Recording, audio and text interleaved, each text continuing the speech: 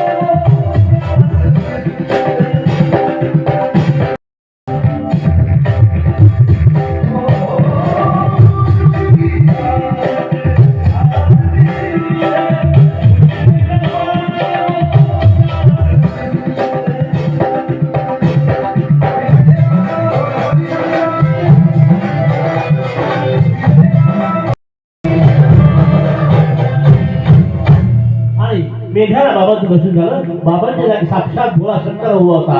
ओम नमः शिवाय, ओम नमः शिवाय, जय भोले शंकर. जय नवाज चंद्र. आणि त्या दिवसापासून शिवभक्त साहेब भगवंत दुपारच्या आरती करता उठत नव्हते.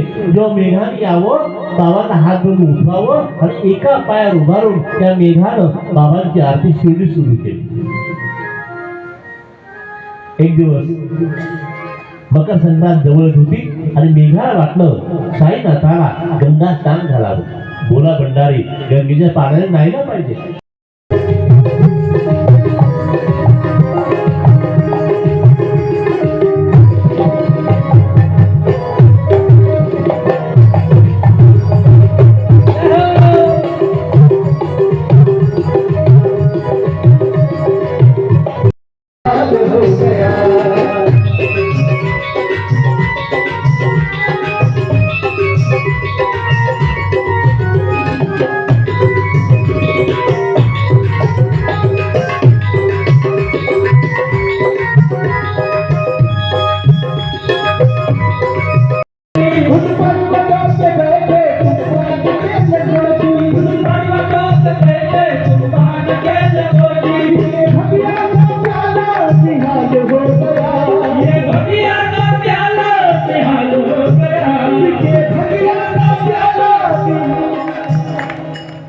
ज्यांना शिवनाम घ्यायचे त्यांनी टाळी वाजवायची.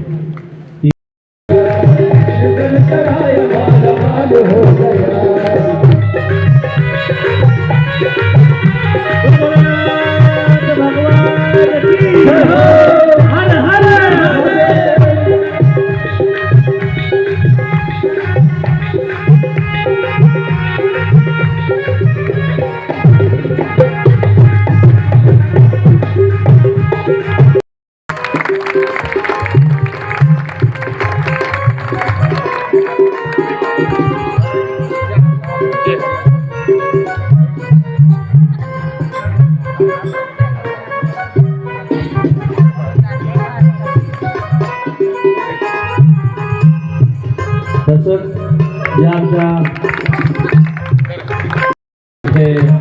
आमच्या भक्तीताई, आमच्या वर्षाताई यांच्या हस्ते गाणेबाग सत्कार होईल.